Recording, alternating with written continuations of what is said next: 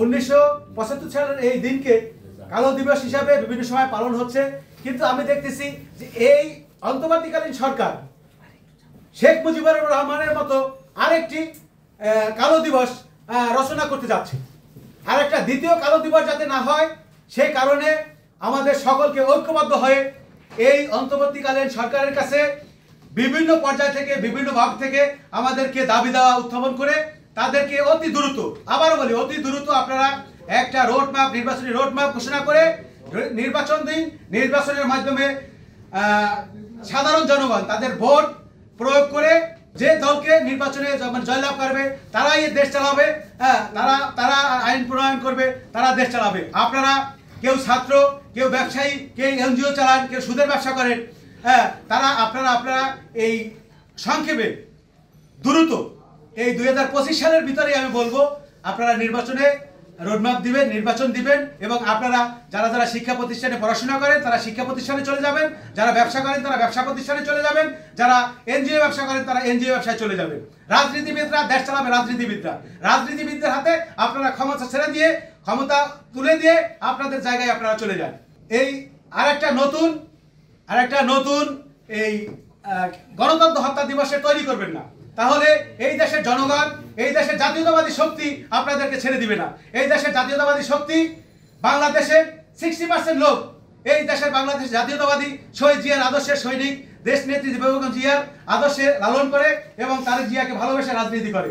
তারা যদি রাস্তায় নামে আপনারা পালানোর জায়গা পাবেন না। আমাদের পূর্ববর্তী বক্তারা বলে গেছে, কেউ হেলিকপ্টারে গেছে, কেউ ক্যান্টনমেন্টে পলাইছিল, কিন্তু আপনারা তার সুযোগ পাবেন না। আপনারা শিক্ষা প্রতিষ্ঠানে ফিরে যেতে পারবেন না, আপনারা ব্যবসায় প্রতিষ্ঠানে ফিরে যেতে পারবেন না, আপনারা এনজিও পরিচালনা করতে পারবেন না। আমরা দেখেছি প্রধান উপদেষ্টা তার কয়েক কোটি টাকা দেশে মওকুফ করেছে। আমরা বলবো অনতিবিলম্বে আপনি এই টাকাগুলা আবার পুনরায় ফেরত দিয়ে রাষ্ট্রীয় কোষাগারে টাকা ফেরত দেন, ফেরত দিয়ে আপনার সম্মানকে আপনি ফিরিয়ে নেন, নাহলে এই দেশের মানুষ আপনাকে ছেড়ে দিবে না।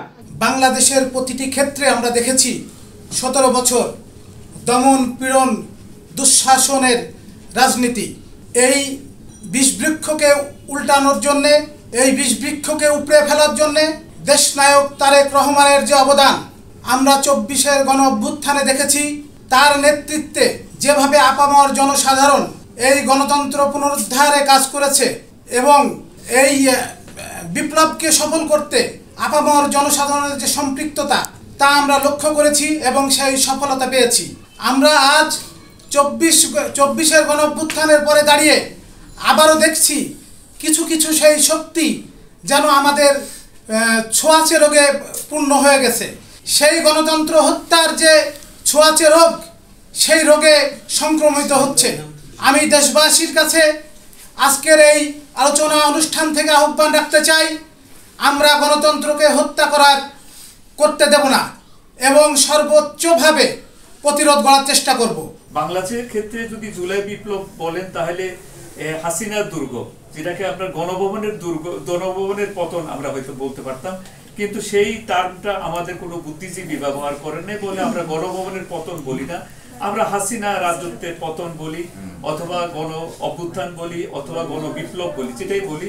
সেরকম একটা বিপ্লবের ঘটনা ঘটে গেছে বাংলাদেশে, যে বিপ্লবে অসম্ভব সারা পৃথিবীর মানুষ তাকিয়ে দেখেছে এবং আমাদের বিপ্লবকারীদেরকে ধন্যবাদ জানিয়েছে এবং বাংলাদেশ বলে সারা পৃথিবীতে চিৎকার উঠেছে যে বাংলাদেশ একটি অসাধারণ একটা বিপ্লব ঘটিয়ে দেখিয়েছে, যে এমন একটা স্বৈরাচারী সরকারের পতন হয়েছে যে স্বৈরাচারী সরকারের একদম ইউনিয়ন গ্রাম পর্যন্ত সেই সরকারের যারা তল্পিবাহক ছিল পালিয়ে গেছে তারা।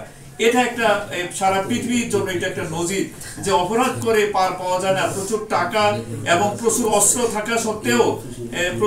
থাকা সত্ত্বেও এগুলোকে এই পতন ঠেকানো যায় না। যখন জনগণ খেপে যায়, তখন জনগণের মোকাবিলায় এগুলো একেবারেই বাতাস, এগুলো আসলে কোনো শক্তিই রাখে না। কোনো প্রকার তাল বাহানা চলবে না, একদম পরিষ্কার কথা। এই গণতন্ত্র হত্যা দিবসে এইখানে দাঁড়িয়ে স্পষ্ট বলে দিতে চাই, অনতি বিলম্বে নির্বাচনের রোডম্যাপ ঘোষণা করেন। যদি না করেন, যে সংকট বাংলাদেশে সৃষ্টি হয়েছে, এই সংকট থেকে পরিত্রাণের আর কোনো উপায় নাই। দিন দিন সংকট বাড়বে, সংকট কমবে না। এবং আজকের এই সংকট আপনাদের দ্বারা সৃষ্টি, বৈষম্যের বিরুদ্ধে আন্দোলন করে আপনাদের দ্বারাই এদেশের জনগণ আজকে বৈষম্যের শিকার।